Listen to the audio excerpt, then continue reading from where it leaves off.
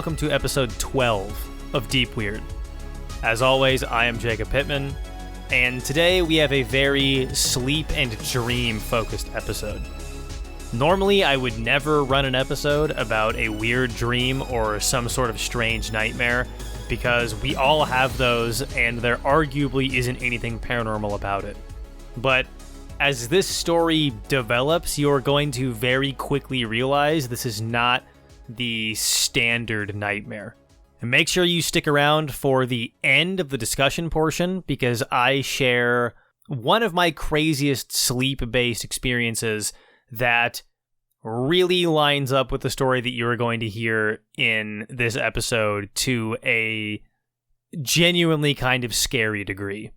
Also, at the very end, in the conclusion, we do have a special announcement for you, so make sure you stick around for that. But until then, let's hear from Vlad.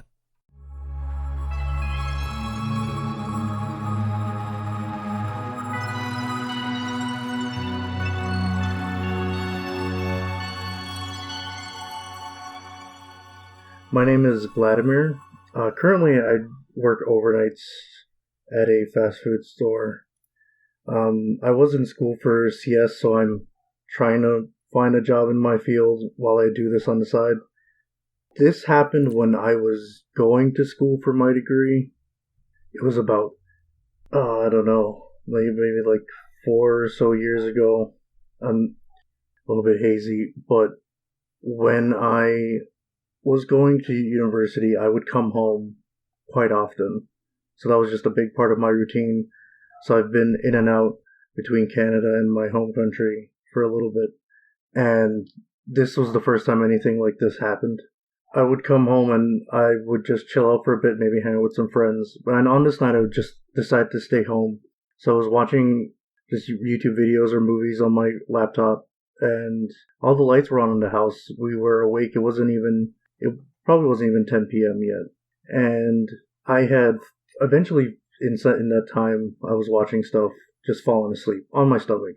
But when I woke up, the room was completely dark.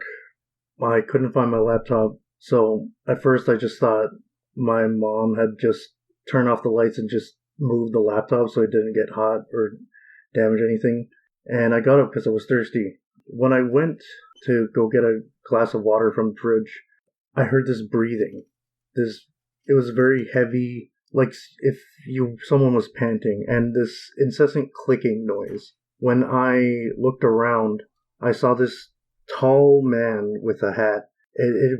Keep in mind, my house is now just completely dark for whatever reason, and he's taking pictures of the inside of my house, just rotating every so often to get a different angle, and he's heavily breathing. I try to confront him, and he doesn't respond. He just keeps doing what he was doing when I found him. So I run, go check on my mom, and in her room, because she wasn't in the living room. She's not there. I search around, and she's nowhere to be found.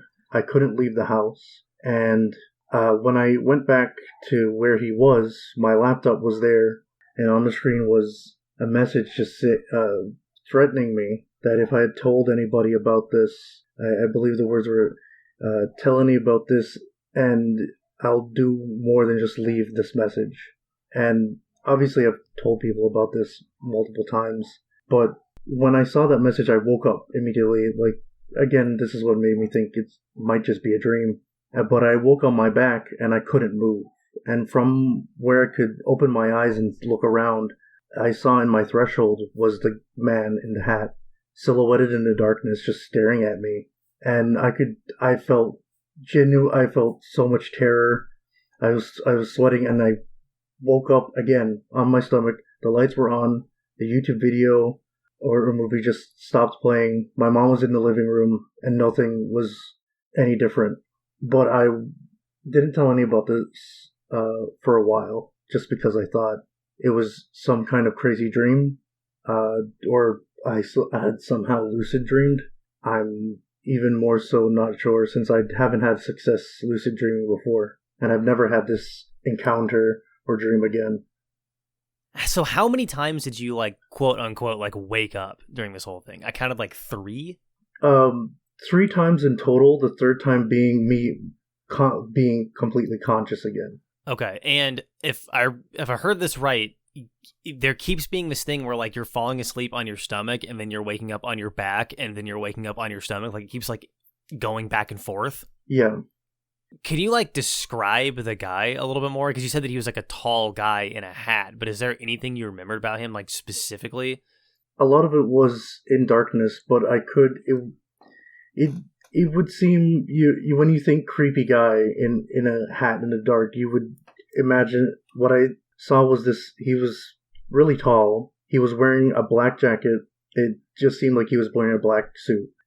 He had a cloak on to take pictures. He had a very old or older type of camera, and every now and again he would look at me. Or when I saw him, he had this ear to ear smile that creeped me out because his mouth and teeth were very large. I can't really remember more finer details. Just he might have been an older man. I didn't really get a firm look of if he had hair. So generally, he was an older, tall man in a hat. So you said that you confronted him.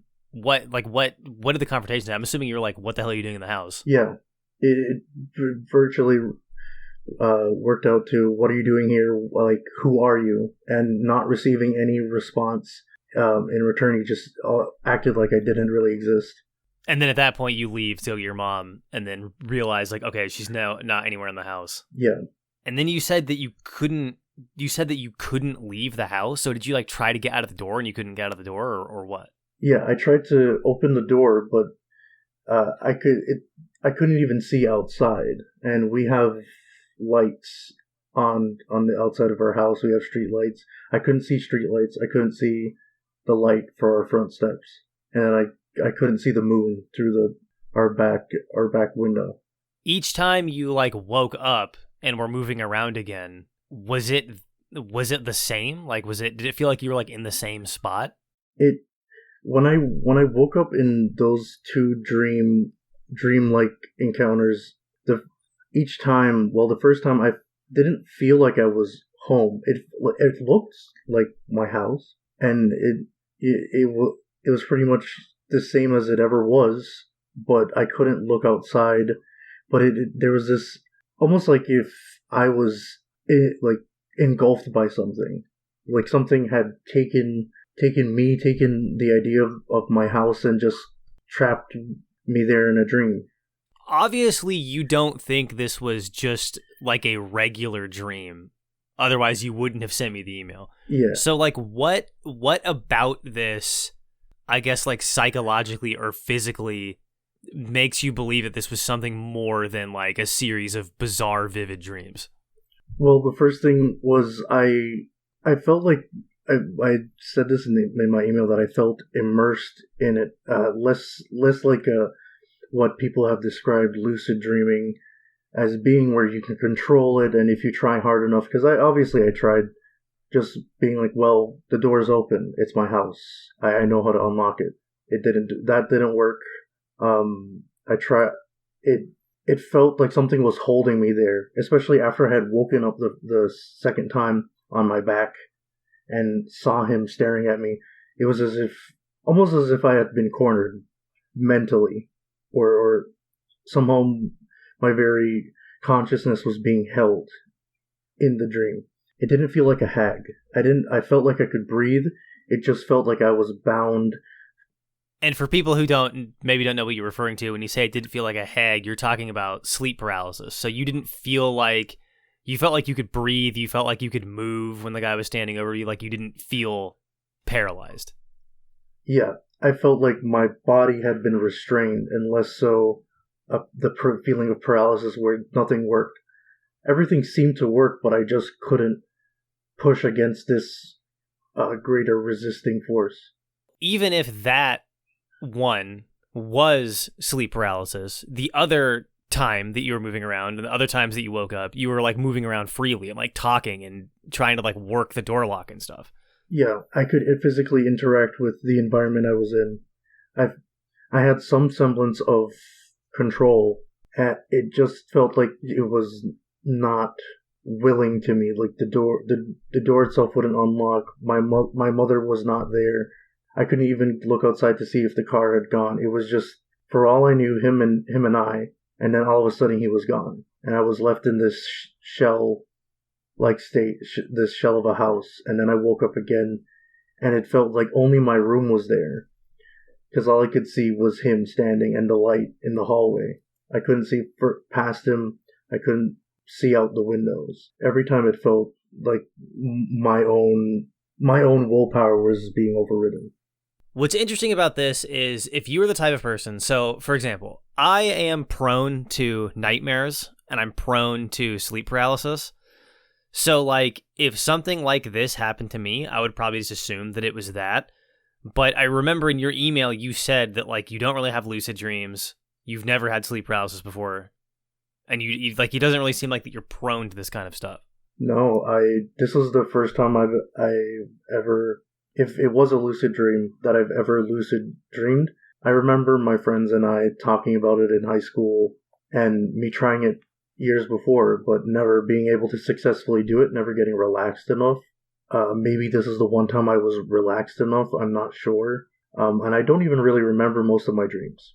Like most of the time when you dream, you have like bad dream recall? Yeah, most of the time if I do dream it, I remember a lot of my bad dreams, but that doesn't mean that I don't remember good dreams every now and again. But I rarely remember or recall any dreams whatsoever. But this one was very firmly cemented in my mind. When you are in this like weird copy of the house and you're trying to unlock the door, can you like physically feel the like the knob or the latch and you're trying to unlock it and it won't move, or is it like moving and then the door still won't unlock, or what is that sensation like? It was the former explanation you gave. I was trying to, like, the latch and everything moved, the doorknob moved, and it gave way and everything, but when I pulled on it, it would not open up. Same thing with like the windows. It felt like there was I could open them and look through them, but there was nothing there. So you just opened to like just dark. To just pure darkness, yeah. Well, I guess first of all, I should ask, how was this like a single story house? It was a 2-story house. We rented the downstairs to. Okay. I think it was like a family at that time. And so obviously the question would be like, did you attempt to go out of a window? Because you said that you opened it and there was like nothing out there, but did you just like, then what? When I looked outside, I didn't have the tools to remove the burglar bars that we had attached from the outside, so I couldn't very well climb out. And at the time, I also didn't. To be honest, I really didn't think about going outside. Once I saw the darkness, I didn't really want to jump through that. I couldn't see ahead of me. What do you think this was? Have you ever like tried to do any research or try to look into this for yourself? Like what do you think it was? I did look into this a few, like on and off every once in a while. I recall this.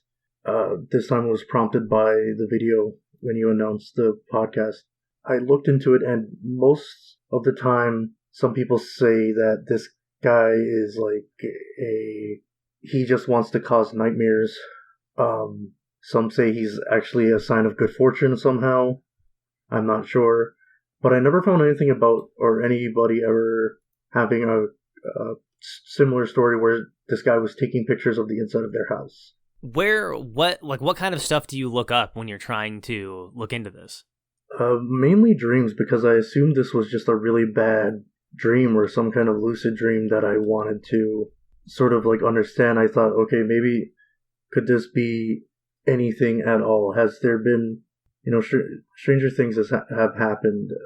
Could other people have seen this guy? And yeah, some people have seen a guy in a hat in their dreams or in lucid dreams. And there is some stuff that led me to believe that I had actually a lucid dream that had sleep paralysis, so that might have been my hag. My wife says it could have been a hag. Yeah, the thing that is so strange about it, though, is like how physical the dream was. Because I have lucid dreamed before, and there is like a level of physicality to it, But most of it, I don't know if it's different for people, but most of it for me is like, it's like a mental thing. I have to like mentally hold the dream together, and I can go up to a door and open it, but I have to like mentally project like the feeling of the door and the feeling of me turning. I have to like sort of imagine that and make it real. It doesn't feel like there's a physical door that I'm physically touching. Do you understand what I'm saying? Yeah, yeah. It was different than my experience. I felt like I wasn't expending that effort. And the other thing that is interesting to me is that personally in my lucid dreams, they're kind of difficult to keep together.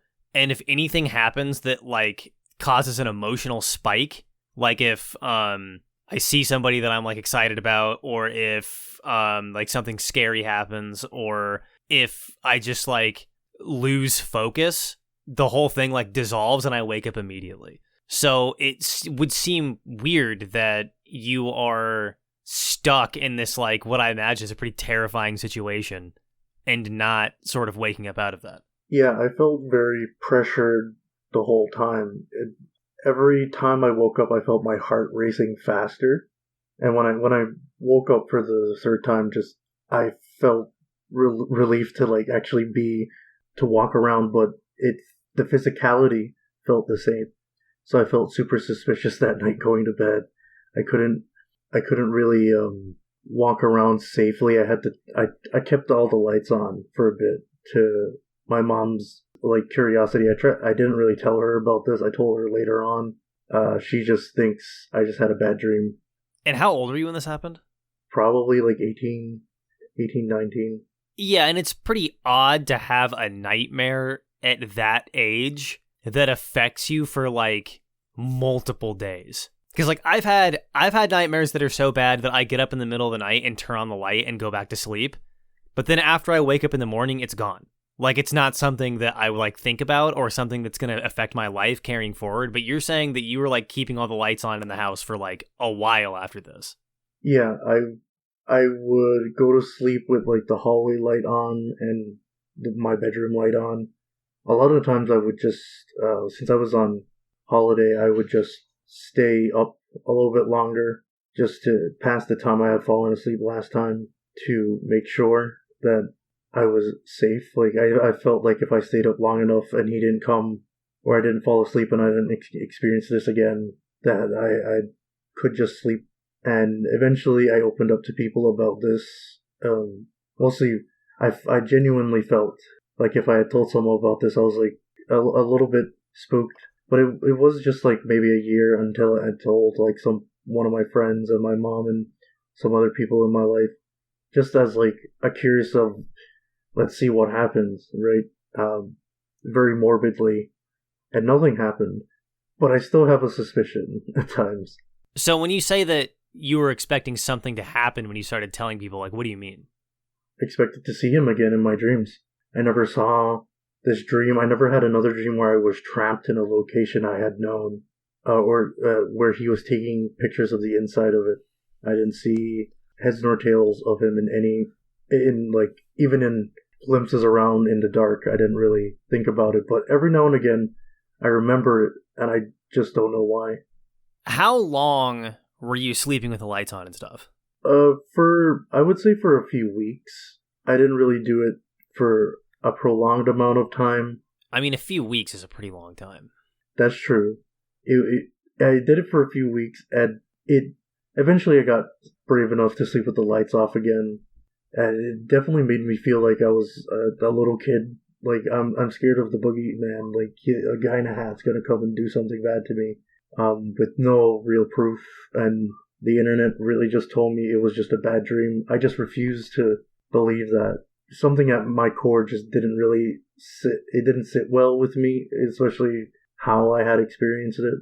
So you sleep with the lights on for a few weeks, and then you're afraid to talk about it for almost a year before, because you genuinely thought, like, I don't want to talk about this because I don't want to, like, summon this guy back into reality, essentially.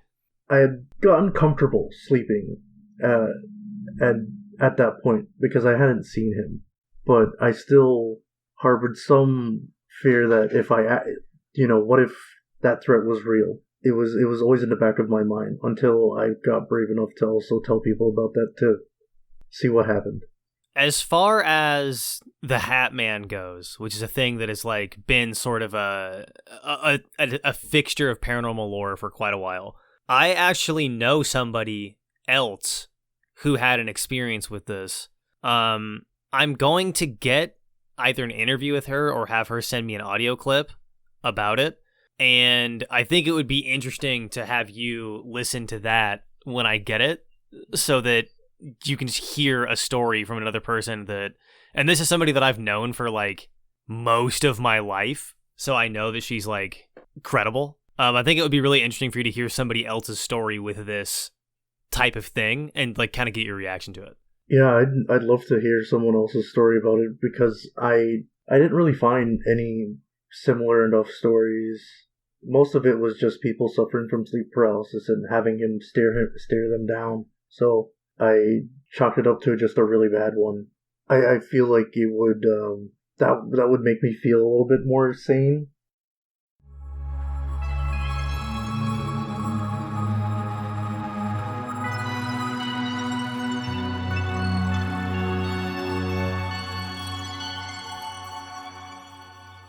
So I was able to get a hold of my friend Tracy, and she did send in a clip of her experience.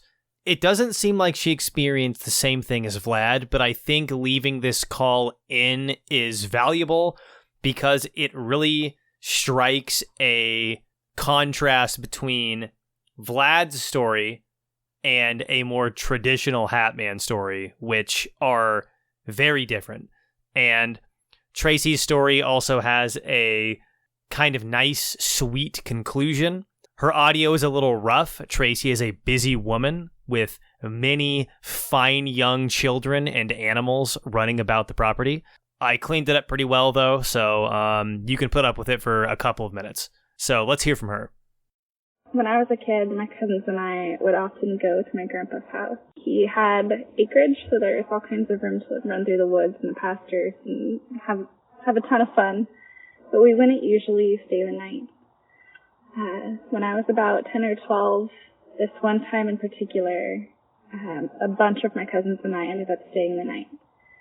And one of my cousins had discovered that a doorknob in the hallway on one of the closets, if you turned it slowly, it would creak super loud. It was like a haunted house movie effect. It was just obnoxious. And so it was something that, being silly kids, we would occasionally do to mess with each other. Just rattle this doorknob super loud. And so we're sleeping over. We have a great day. We all sleep together in the living room, on the floor, and on the couches. And the next morning, everyone's sitting at the table. My aunt's cooking waffles for everyone. She's in the kitchen. And I was standing at the edge of the table, and we heard the doorknob rattle. And I remember looking around, and everyone was accounted for, not the table. So I took a step back, and from where I was, I couldn't see the closet itself, but I could see the wall directly across from that closet. And on that wall was the shadow of a person. And I immediately turned to tell the group what I had seen, and I look back, and the shadow's gone. And we get up, and we walk over there, and of course, there's no one there. There's nothing that would have caused the shadow. And we did try to figure it out, but there wasn't even anything, there wasn't a light source, there wasn't anything that would have caused a shadow there. And in my mind, it was very clearly the shadow of a person. I could make out his hat, his body type. He was very tall and lean, and he was wearing a coat, and I could see the shape of the collar of his coat in the shadow. And I explained what I had seen to everyone, and my cousin immediately was like, "Oh, I saw him last night. He was standing over Christy." And up until that point, I hadn't been afraid. It was unusual, but when she said that, we were all just, mortified. We were like, "Why didn't you wake us up? If you see someone standing over us watching us sleeping, you should say something." But she didn't really have a reason for not waking us up, and she didn't seem scared. And at the time, I think I just chalked it up to her personality. She's just kind of brave to a fault and always has been, and I think still probably is. And I remember telling my mom the story when she picked us up, and my mom made all kinds of excuses. I think she just thought it was something she didn't want to believe, and so I just kind of let it go. And in my late teens, I told my dad about it. And when I described what I had seen, he sort of lit up and said, "That sounds just like my grandpa." And he described his grandpa to me, and it seemed to match. Even the kind of clothes that my great grandpa used to wear were similar to what I had seen in the shadow, and his body type was the same. And my dad had nothing but good things to say about him. I guess he really loved playing with his grandkids. My dad had lots of good memories of that. Years and years later, my grandpa moved, and I found boxes of old slides from the 50s, 60s, and 70s. They're the kind of glass slides, the old photographs that you have to put in a projector to see. And I wanted my grandpa to be able to look through his photos again, so I bought a special scanner and went through and was scanning all these old photos in. And I found a bunch of my great-grandpa, and sure enough, in most of them, he was playing with his grandkids. And it kind of reminded me of seeing the shadow when I was going through there, and I put in one slide in particular and immediately got goosebumps. It was from the point of view where the photographer was sitting on the ground looking up at my great-grandpa. The only thing behind him was the sky, and you could only make out his silhouette. And it was exactly what I had seen, down to the hat and the coat. Even his posture seemed very similar, if not the same. And I don't know, it kind of put it all together for me. Sometimes, if I allow myself to believe it, I think it was him. I think having all his great-grandkids together in one spot, having everyone together, even my dad's cousin's kids were there. So it was a lot of us. All the kids that he used to play with, their children were now, having a sleepover and messing with each other. And one thing he could do to kind of join in the fun and mess with everyone was to rattle the door handle. So as you can see, Tracy's story is quite a bit different. I did send this audio over to Vlad, though, and he is now activated and is going to be visiting some older members of his family soon. And he said that he's going to dig through some pictures and see, who knows, maybe we can figure out who this weirdo in the cloak is. Maybe this is some sort of strange, distant family member. I have my suspicions that that will not be the case, but if we get any interesting, wild, and crazy updates, we will definitely be doing a follow-up interview. Let's take it over to the discussion.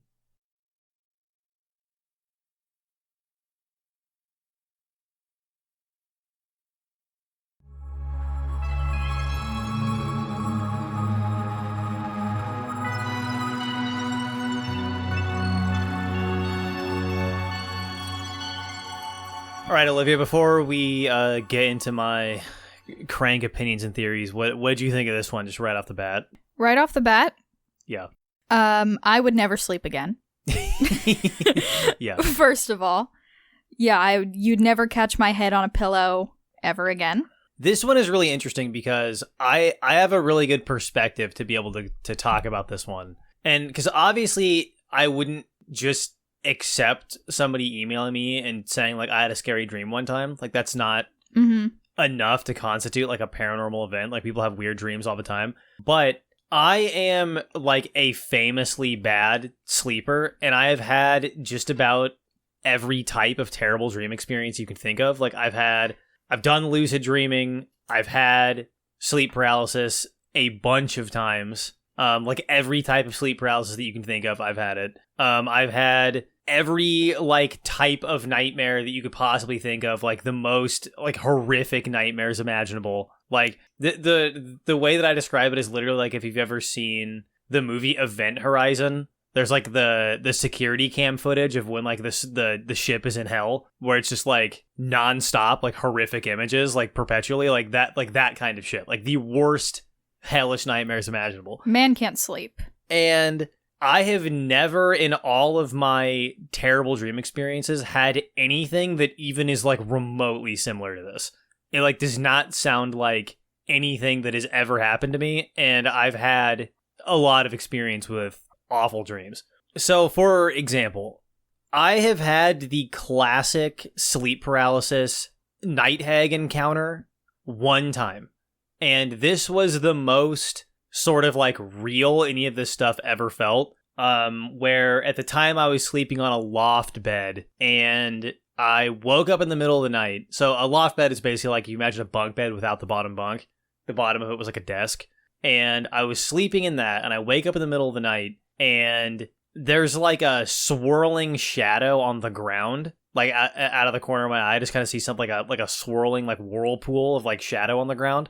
And I just like ignored it because I was like, whatever, like I just woke up. You just wake up and see weird things all the time. Not that big of a deal. And I went back to sleep. And then I wake up again, what kind of feels like pretty quickly after I fell asleep. Like I'm pretty good at like estimating about how long I was asleep for, and it didn't seem like I was asleep for that long. So I wake up and I have the whole classic sleep paralysis thing. Can't move, can't do anything, stuck on my back looking straight up. And out of the corner of my eye, the swirling shadow like kind of starts to stand up and like rises up. And I could tell that it was like a woman's body with like long hair. And it just kept rising up to where it was tall enough to put its head over the railing of the loft bed and then start lowering its face closer and closer and closer to mine. So, I mean, she would have had to have been like 10 feet tall and like thin, like as skinny as a regular person. Imagine like the proportions of like a 120-pound woman, but like 10 feet tall. Then, like, I didn't wake up from it. I just kind of, like, she just kind of, like, instantly disappeared, and I, like, snapped out of it. And none of this at all felt like a dream. Like, it felt 100% real. Like, when I, like, every other time that I've had sleep paralysis since then, when I come out of it, it feels like it was a dream. But that one time, it felt very real. And I've also had a lot of lucid dreams, and I kind of described in the interview, like, they don't feel like what he's describing at all, where he's, like, able to walk around the house and, like, interact with stuff. First of all, the entire point of a lucid dream is that you're aware that it's a dream. There's no question in your head. You're just like, oh, I'm dreaming. And then once you realize that you're dreaming, that's what allows you to, like, do all the other stuff. And it doesn't feel real. It doesn't feel physical. And you are completely aware that you're dreaming the entire time. So his experience doesn't really match up with that, and it doesn't even really match up with sleep paralysis in my experience, because most of the time, except for that one time when I wake up from sleep paralysis, it was obviously like a thing. And I've also just had like really vivid, like extremely vivid dreams that I would almost consider to be like a vision and not really a dream.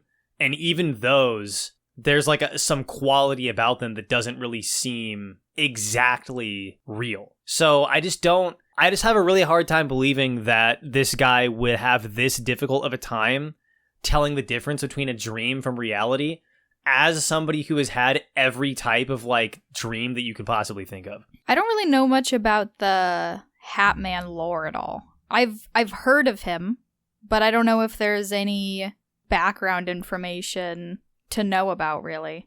So this is a good accidental transition, because this is what I want to get into next. Is like, okay, let's just assume for the sake of argument that this is some kind of non-standard dream, or like some sort of like bizarre like consciousness scenario here. So then the question would be like, okay, like who or what is the guy? A lot of people, and including Vlad when I talk to him, because I do like a post-interview breakdown with people after the interview is over that I don't record, just to like talk to him about some stuff. And you can tell in the interview that like he's looked up a lot of like Hat Man stuff. And I don't think this fits with like the Hat Man idea, because typically, so there's the phenomenon of people seeing shadow people, right? Where it's just like a shadow in the shape of a person. Like a boogeyman.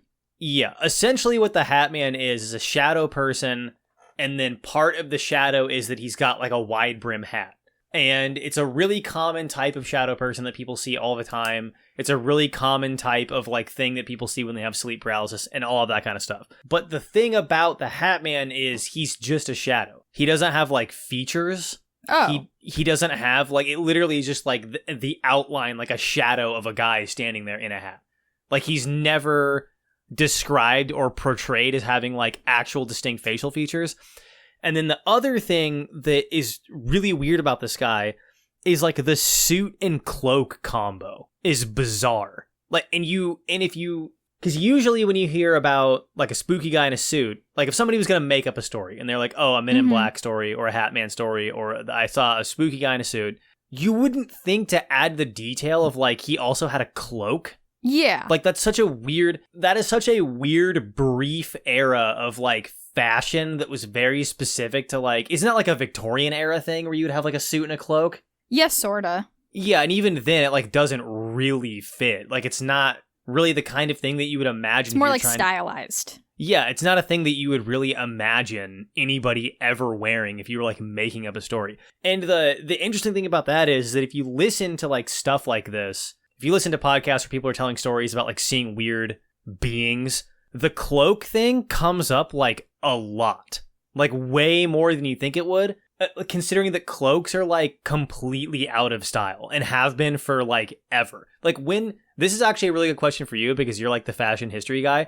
When was the last time that like cloaks and capes were like in style? I mean, there's a lot of different forms of them, but like the cloak you would think about when you think of like a cloak forever ago, nowhere recent. Yeah, and if you listen to these kinds of stories though, like that is always coming up. It's like, yeah, they had like, I saw this like weirdo with a cloak on. So to me, immediately, the fact that this is a guy with identifiable facial features and who's like talking, well, I guess he wasn't really described as talking, but a guy with like identifiable facial features and a guy with like identifiable clothes who like is very clearly a physical looking human being. Yeah. That does not fit with the Hat Man idea to me at all. It fits much more closely with the idea of like the Men in Black, where so the traditional idea of the Men in Black is like, let's say you see a UFO, it's usually associated with UFOs.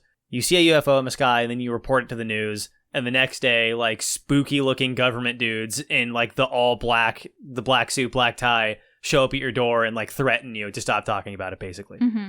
That's that's sort of what the vibe has become. But if you look deeper into the idea of the Men in Black, it's a lot more bizarre than that. It's not just like guys who look like they work for the government threatening you. One of the most famous examples is in the Mothman prophecies, where John Keel talks about the Men in Black sightings in Point Pleasant while all the Mothman stuff was going on. Because the Mothman was just one part of Point Pleasant. There was also like UFOs and like a bunch of other weird stuff going on.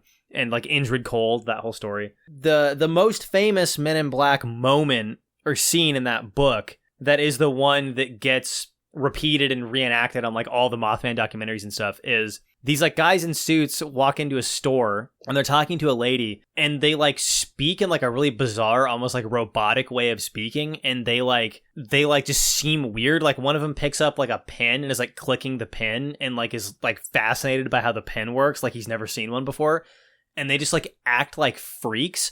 And that sounds exactly like what he's describing in this dream. Mm-hmm. Is like a guy who is in a suit and it's like kind of weird and old timey. Like he's got a cape and like he specifically says in the story that it was like an old fashioned camera. Yeah. And that to me, where it's like a guy in a suit who is a little off and acting like a freak, that is way more classic to like deep Men in Black lore than it is to any of the Hat Man stuff. And those types of stories are significantly older than the Hat Man stuff, I'm pretty sure. I don't think the Hat Man starts popping up in stories until pretty significantly after the Men in Black stuff, because the Men in Black stuff was like 40s and 50s. I don't know exactly when, or I should say 40s and 50s. The Men in Black stuff is more 50s, 60s, probably. I think 40s is a little bit too early. I don't know how early Hat Man stuff starts showing up, but I think it's a relatively modern thing. There's been a lot of sort of theories on So one of the theories is like, okay, the Men in Black are regular human government agents, but they act like freaks to discredit people, because you can't like, then if you go and say like, hey, these guys came in and were doing all the stuff, it makes you sound insane. It makes you sound like you made it up. So the idea is that they intentionally act crazy to gaslight you. And then like the real out there stuff is that these guys are like non-humans that are in some sort of a disguise. And I think sometimes they're described as like being physically off, like they look sick, like pale. They look sickly. And then I think in the Mothman example that I gave, the one that was like clicking the pin was like a weird short, like Danny DeVito kind of looking guy. Like they a lot of time they look sort of non-standard. And that also lines up with what he's talking about in this dream, because he describes the guy as like his mouth being too big and like his teeth being too big and like just kind of not really looking 100% correct. And that kind of lines up a little bit with them being some sort of like a being in disguise. And some people say alien, some people say like they're like fae or like ultra terrestrial or whatever. But those kinds of stories to me line up much more closely with what he's describing here. The detail about the laptop threw me off a lot too. What do you mean? When he said that there was a threat written out on the laptop, did I understand that right? Yeah, like... What the hell? Yeah, so he wakes up from... Was that when he was back in his bed? Yeah, and that's like listening to this is kind of difficult to follow. Like I had to like re-listen to it a couple of times. So what happens is he falls asleep watching stuff on the laptop. Yeah. On his like stomach, turned sideways. Okay. And then the first like false wake up happens. And he wakes up and he's like walking around the house, and that's when it's like dark and weird, and he hears the clicking and the laughing, and then he confronts the guy, and then he wakes up on and his back and has the sleep paralysis thing. And that seems to be like kind of the show of force of the guy being, because I think he says in the story that he can like see the guy kind of like in like the doorway of the room. He's in the door. Yeah, he's in the doorway. And then after he wakes up from that, like the real time that he wakes up, I think is when the message was on the laptop. Or, man, I feel like an idiot because we literally just listened to it. But like that's how confusing it is.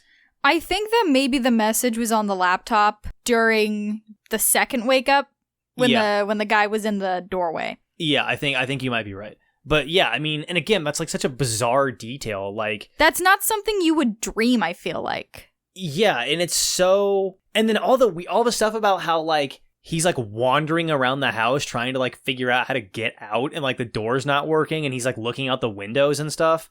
And then the detail about the burglar bars is like okay, if I was making up a story and if I was trying to make up a spooky story to get on a podcast, which by the way, I have to remind the audience once again that these first 12 episodes, as far as anybody is concerned, this show doesn't exist and probably won't even come out because it isn't real yet. We haven't made it. We're in the process of making it. But if I was going to go on a show and try to tell a scary story, I would say like, oh, I tried to open the window and it wouldn't open, just like the door. I wouldn't say, oh, I like got the window open and I looked outside and it was like all black, but also even if I wanted to get out of the window, I didn't have the tools to take off the burglar bars. Yeah. That's like not... Yeah, like what are you talking about? Yeah, that's not like and I guess like if you lived in a house with burglar bars like that, maybe it would become like, oh, I opened the window but I couldn't get, like, I don't know, like maybe I'm a moron and that just would be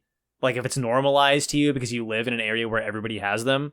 But to me that just seems like such a specific detail. It seems like something your brain would filter out in a dream. Yeah, like that too. Like you're telling me that like every single physical detail of the house is like perfectly mapped on and he's like physically interacting with it. It's weird. I've never heard of anybody like describing a dream kind of the way that he's describing it.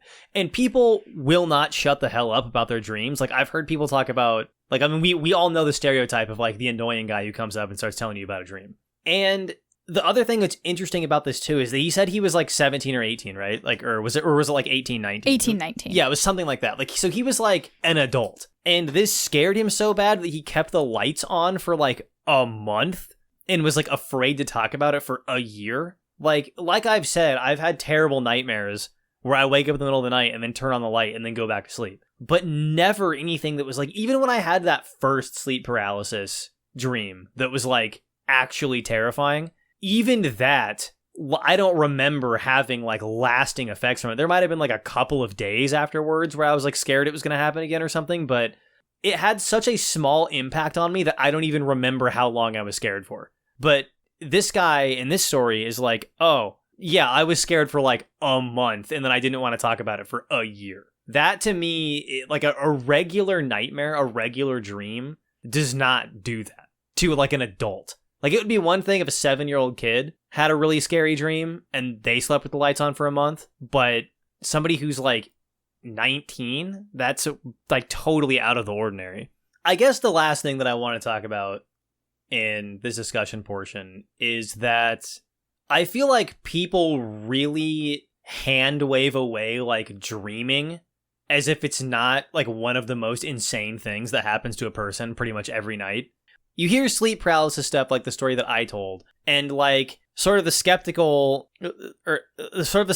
type person will be like, oh, well, there's a scientific explanation for that. It's just sleep paralysis. And it's like, what do you mean? Like, we don't, all you did was give it a name. Like, we don't know what that is or how it works. And it's kind of the same thing with dreaming. Like, nobody really understands. Like, okay, so you're telling me that every single night, every single person loses consciousness and then like hallucinates a totally believable reality that they're like immersed in, and that at the time you don't know that it's a dream until you wake up, like most of the time. Like lucid dreaming is not something that everybody does, and a lot of the times you have to practice to do it. So you're telling me that every single person goes to sleep and manufactures a brand new reality in their brain that they experience as reality, and then they just wake up the next morning and everybody thinks that's like normal. Like, this is one of the best examples of how like if dreams weren't real, you could make like an entire Netflix show based on the concept of being able to dream. Like, it is an insane thing that we just kind of take for granted. And I think like the modern reflex to just hand wave everything as being like, oh, that was just like a dream is kind of insane. So I think we're kind of coming to the end of our discussion portion here. So do you have any closing thoughts on dreaming, how normal it is, the Men in Black stuff, being stalked by the Fae in your dreams, any of that stuff at all? As someone who 99% of the time does not remember their dreams, I feel lucky. I think that should be what everybody does because it sounds awful. Oh, man. Hang on. Okay, we're going to end this episode on this story. I wanted to make sure this story got into this episode, and maybe I can just leave it right here at the end to kind of, this will sort of like give people something to think about when they get through this one, when they're, considering the reality of dreaming. I had one of the most insane series of lucid dreams that I ever had. And this ties in with this story in so many ways. So I would wake up out of my bed and be in a copy of the house that we live in, exactly the way that Vlad is describing it. And when I looked outside, it wasn't like pitch black, but it was like dark. It was almost like the very end of like dusk, and the sky sort of like had like a really dusky color to it, and like the street lights were on and stuff. I would get up and I could walk around the house fully. I could go outside and walk up and down the street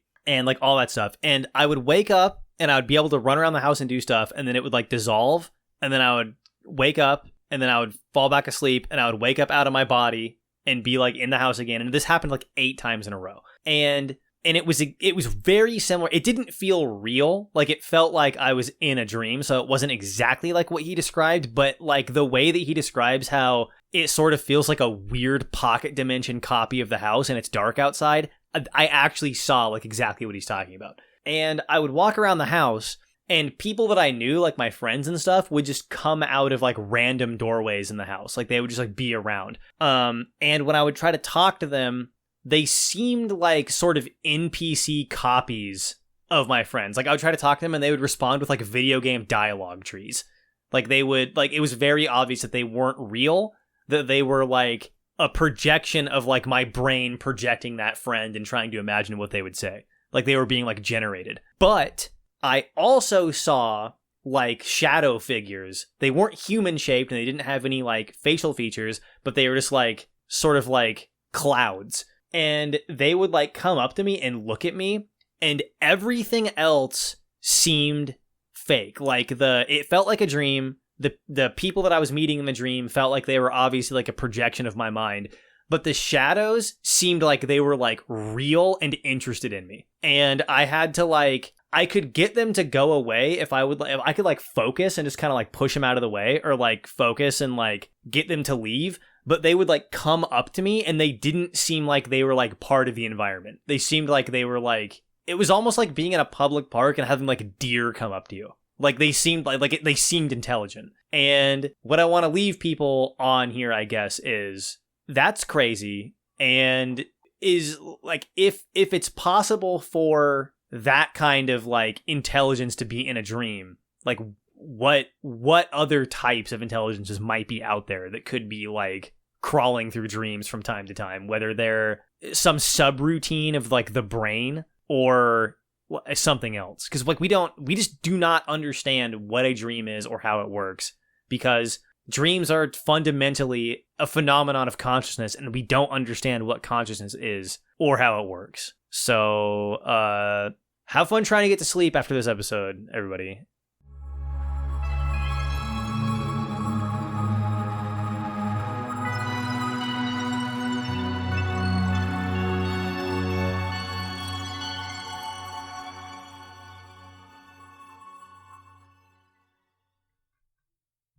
Okay, welcome to the conclusion segment of episode 12. I did promise that I had a special little treat, a special little announcement for you at the end of this episode, and we'll start off with that. This entire podcast has been marketed as a 12-episode season. I am happy to announce that next week there will be a super secret 13th episode where me and Olivia go over some of our personal experiences, because we thought after what everybody else has shared, it would only be fair if we shared ourselves. And I think that will be a nice sort of celebration and a capstone on this very successful launch. I'm very proud of this project. I am grateful for all of the support and all of the stories that were sent into me. When I first started this project, I never could have guessed that I would have had such a diverse group of people with such a diverse group of stories. This really could not have gone any better. So thank you everybody for listening and for calling in. If you would like to share a story for a future season of the podcast, please email us at deep.weird@gmail.com. You can find us over on Twitter @deepweirdpod.